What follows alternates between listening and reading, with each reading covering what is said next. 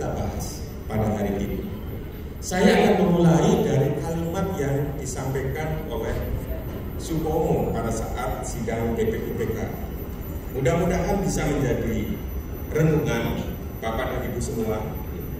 Jika sudah sangat dalam memahami, ini menjadi penyegaran untuk kita semua, yaitu terkait dengan bagaimana tradisi bernegara yang asli, seasli-aslinya Indonesia.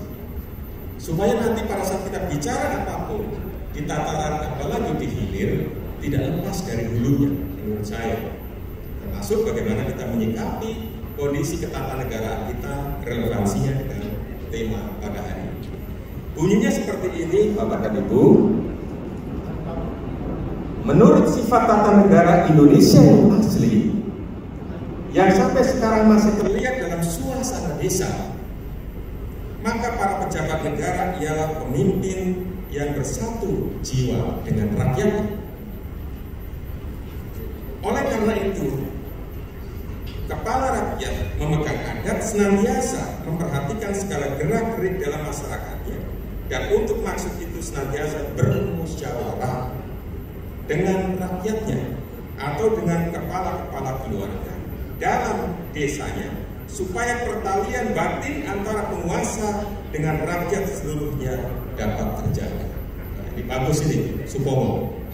Mau bicara ini, kalau sudah baca ini paling tidak menjadi inspirasi supaya bisa meluruskan jalan diskusi itu, tidak lupa akan hulunya, tidak lupa akan fondasinya, sehingga hilirnya bisa diterima dan mendapatkan respon yang positif dari rakyat. Itu pemahaman saya. Konsep permusyawaratan perwakilan, ini catatan yang kedua. Negara Indonesia bukan satu negara untuk satu orang. Ini bagus.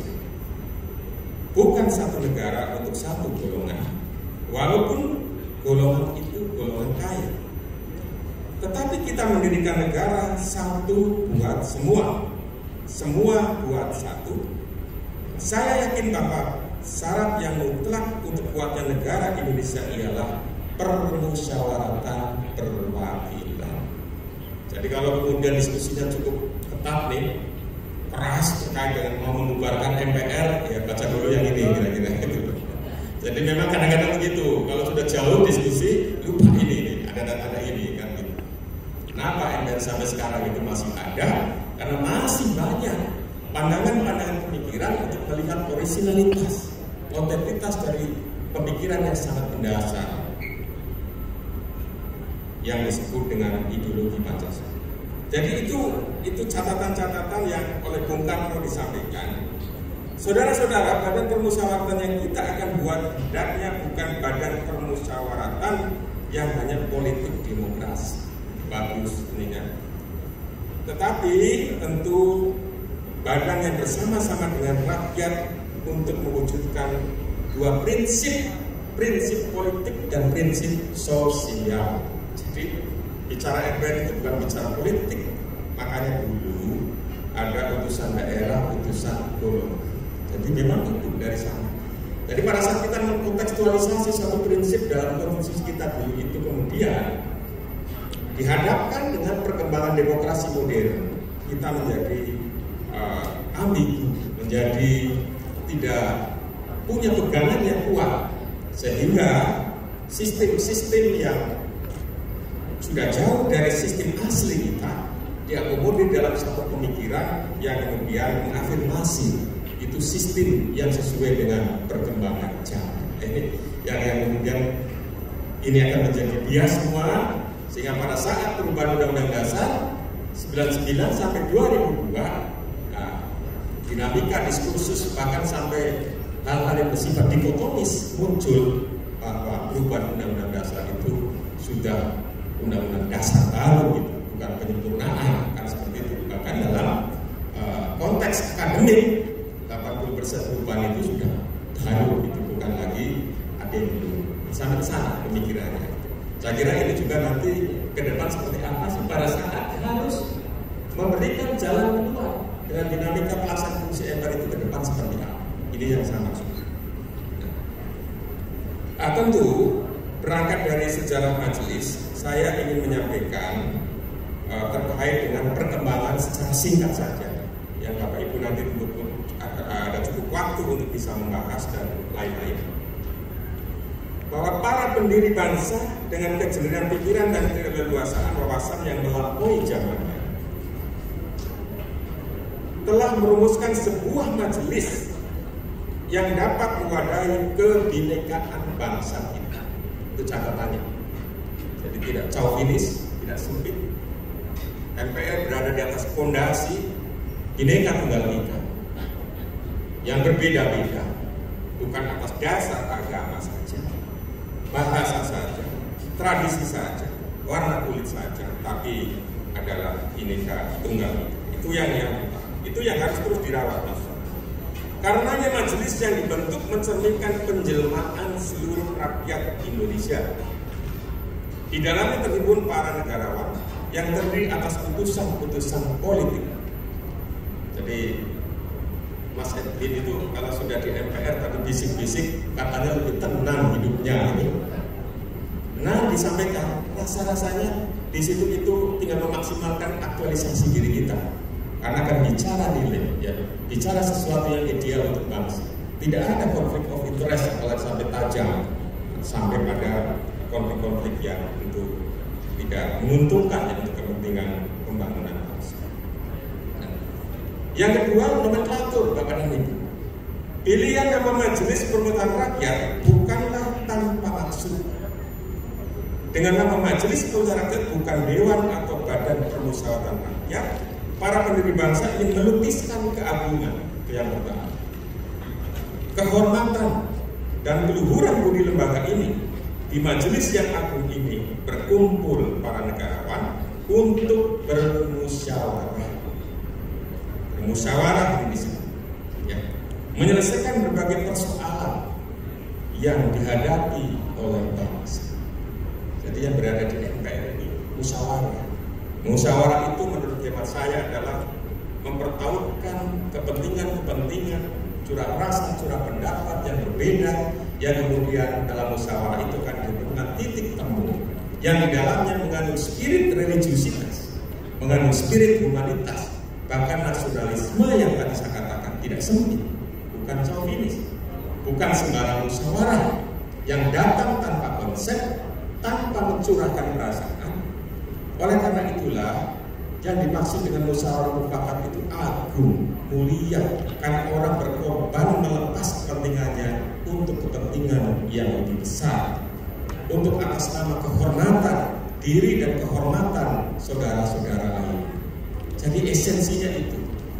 Makanya setelah 54 tahun saya membaca Pancasila, ya, kata demi kata dan didalami, ternyata Indonesia memiliki ideologi yang sangat luar biasa.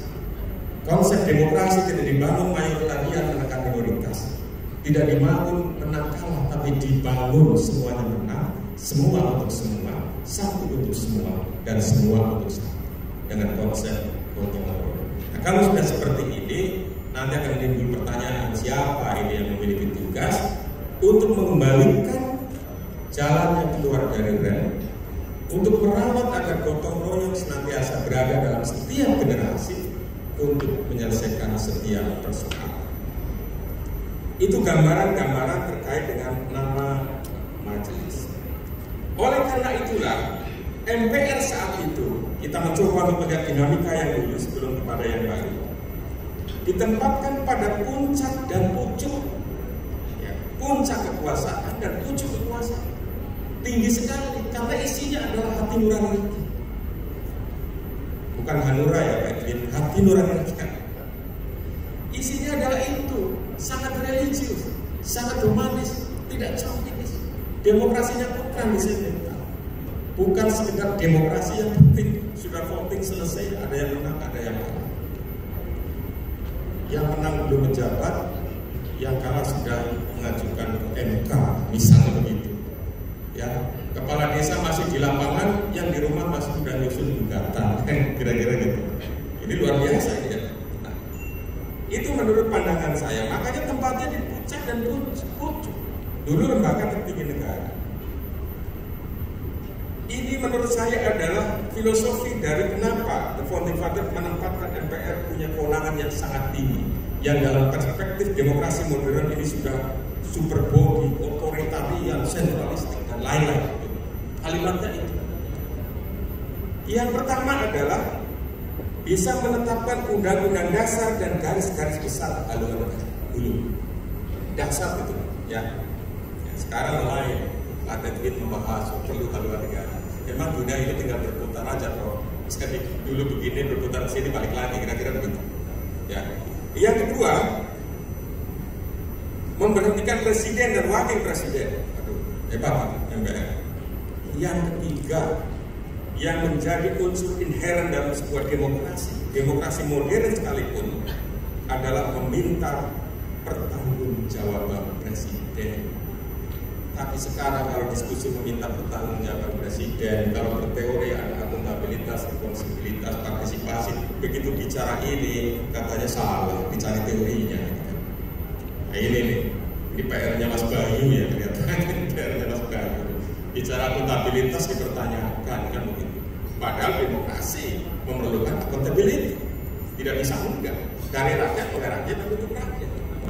Itu pemahaman saya, ini dibahas saja karena memang kondisi dinamika sistem tata negara akan berubah seiring perkembangan politik, demokrasi, dan sistem ketatanegaraan termasuk juga sistem tata negara bangsa-bangsa yang lain. Yang lebih dahsyat lagi, ya, MPR bisa memberikan penjelasan yang bersifat penafsiran terhadap undang-undang dasar dan seluruh putusan. Ini dikaji ini. Jadi soal interpretasi, kewenangan untuk menginterpretasi dari sebuah pasal undang-undang dasar yang benar filosofinya ada di mana. Saya kira pakar KPHTN dan HAM menurut saya sekarang posisinya karena lahir MK ada di MK, tapi benar atau tidak saya tidak tahu, sosiologis, filosofis, yuridis, apakah dimaksud penafsiran itu seperti yang dikehendaki oleh karya besar para Founding Fathers. Kalau MPR juga memberikan penjelasan yang bersifat penafsiran karena dia adalah pembentuk. Ini saya kira penting. Yang lebih dahsyat lagi adalah membuat putusan yang tidak dapat dibatalkan oleh lembaga negara lain karena posisinya MPR adalah lembaga yang merupakan representasi dari seluruh unsur, semua untuk semua, satu untuk semua, dan semua untuk satu. Nah sekarang saya akan sampaikan Bapak kedua, Bapak dan Ibu, setelah perubahan undang-undang dasar, kondisinya seperti ini sekarang. Nanti Bapak ketiga itu adalah porsinya Bapak dan Ibu, mau dikemanakan itu MPR. Kami di MPR punya badan pengkajian, Pak Edwin ada di sana, berbahagia. Masyarakat Rio, Mas Edwin ada di badan pengkajian, kira-kira gitu. Karena bisa menyalurkan aspirasi masyarakat Rio tentu dalam konteks yang lebih strategis di tingkat nasional, utamanya dalam penataan sistem tata. Jadi Mas Meksase nanti dengan anggota DPD khususnya di bidang pengkajian, tumpahkan aja semua pemikirannya supaya langsung masuk di rancangan-rancangan kebijakan yang bersifat strategis. Karena bulan April nanti itu sudah mulai masuk dalam pembahasan politik. Soal GPHN nanti Mas Edwin akan menyampaikan itu. Jadi kondisi MPR yang sekarang yang tentu sudah diberikan perspektif yang sangat bervariasi. Bahkan ada yang melihat MPR sebagai lembaga hanya dalam perspektif manajemen yang hanya dilihat output teknokratis, Pak. MPR nggak ada pekerjaannya karena outputnya hanya sidang sekali 5 tahun. Menurut saya that is management perspektif. Tapi kalau bicara soal posisi, tidak mungkin ada pemerintahan bisa berjalan kalau tidak ada MPR. Kan begitu. Jadi melihat organ tata negara, menurut saya harus ditempatkan pada tataran yang filosofis, bukan tataran manajemen. Jadi kalau di mana-mana mengatakan ini kan karena tidak ada kerjaan sidang, jadi ada sosialisasi ya, itu terlalu ringan menurut saya. Padahal kalau bicara sosialisasi, dasar. Tidak ada bangsa yang bisa menjadi besar kalau bangsa itu tidak merawat fondasi. Tidak mungkin Indonesia menjadi negara besar kalau tidak ditopang oleh ideologi Pancasila yang kuat. Jadi semua kita harus berada dalam tanggung jawab untuk membumikan dan membunyikan ideologi Pancasila. Jadi kalau ada tugas MPR sekarang di pasal 5 Undang-Undang MD3 itu sebenarnya karena mandatori dari rakyat. Betapa pentingnya soal-soal TAP MPRS, MPR yang dulu haluan negara, soal Pancasila, Undang-Undang Dasar, NKRI, Bhinneka Tunggal Ika, soal memberi ruang kepada masyarakat untuk berpartisipasi, mengeluarkan pikiran dan pendapat, yang di situ ada kanalisasi untuk membangun diskursus yang baik. Oleh karena itulah keberadaan Pak Edwin, ada Komisi Kajian Tata Negara adalah kanalisasi dan pemikiran-pemikiran yang terserah yang harus disalurkan melalui mekanisme, melalui satu formula yang betul-betul bertanggung jawab. Tidak hanya mungkin disampaikan di forum-forum yang tidak ada saluran MPR sebagai rumah kebangsaan, salurannya itu. Saya kira kalau kondisi posisi MPR saat ini, Bapak dan Ibu sudah sangat paham ya kondisinya saat ini. Sekarang bagaimana ke depan? MPR mau seperti apa? Kajiannya sudah banyak Bapak dan Ibu. Ada yang bicara, yang pertama adalah eksistensi MPR dalam perspektif posisi. Ini yang pertama, positioning. Nah, dalam sistem tata negara ada di mana? Nanti akan bicara soal lembaga tertinggi, lembaga negara, lembaga tinggi dan lain-lain. Silakan Bapak dan Ibu itu mendalaminya dalam diskusi ini. Yang kedua adalah komposisi Bapak dan Ibu. Tadi posisi, yang kedua komposisi. Karena sekarang juga ada mainstream yang menginginkan putusan golongan untuk masuk lagi dalam komposisi MPR. Ada yang mengatakan bahwa DPD tidak serta-merta representasi dari semua untuk semua, kan begitu. Sehingga muncul itu. Nanti bikin kajian-kajian lebih banyak lagi soal-soal ini. Komposisi. Yang ketiga adalah wewenang Bapak dan Ibu. Nah, wewenang ini. Jadi dalam cara berpikir konsepsi akademik menurut saya, dinamika perkembangan zaman adalah satu keniscayaan. Ini yang penting. Termasuk perkembangan IT, teknologi industri, climate change, dan seluruh macam hal yang juga harus direspon dengan kebijakan yang teradaptasi dan beradaptasi dengan itu semua. Tanpa itu negara tidak akan pernah memiliki eksistensi, karena senantiasa akan ketinggalan dengan dinamika tidak hanya nasional, tidak hanya regional, tetapi juga global. Oleh karena itu, menurut hemat saya, ke depan itu badai itu tidak bisa kita kontrol, Bapak dan Ibu. Menurut saya, yang harus diarahkan di daerah itu adalah kalau kita naik perahu adalah layar. Ini menurut saya. Hanya Mikael atau kontrol dulu, memang nggak bisa dikontrol itu. Badai itu dari pandemi aja nggak bisa apa-apa kita, kan begitu. Tapi we can adjust. Maksud saya kita bisa menyesuaikan. We can adjust the sail. Nah, sailnya kemana?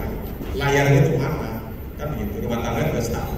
Badainya dari mana-mana, yang kita kendalikan adalah turunannya dari rumah tangga seperti apa. Negara juga sama. Learning seperti itu. Jadi menurut saya ini coba pikirkan nanti kalau Mas Edwin menyampaikan soal PPHN, tentu ada reasoning yang kuat bahwa negara butuh hal. Sekali lagi mohon maaf apabila ada hal-hal yang tidak tepat saya sampaikan itu karena kekurangpahaman saya. Tapi insya Allah mudah-mudahan ya APHTN akan terus juga bersinergi dengan lembaga-lembaga di tingkat nasional. Demikian dengan mengucapkan Bismillahirrahmanirrahim, seminar nasional yang terselenggara bersamaan dengan pelantikan pengurus daerah APHTN Riau secara resmi saya nyatakan dibuka. Assalamualaikum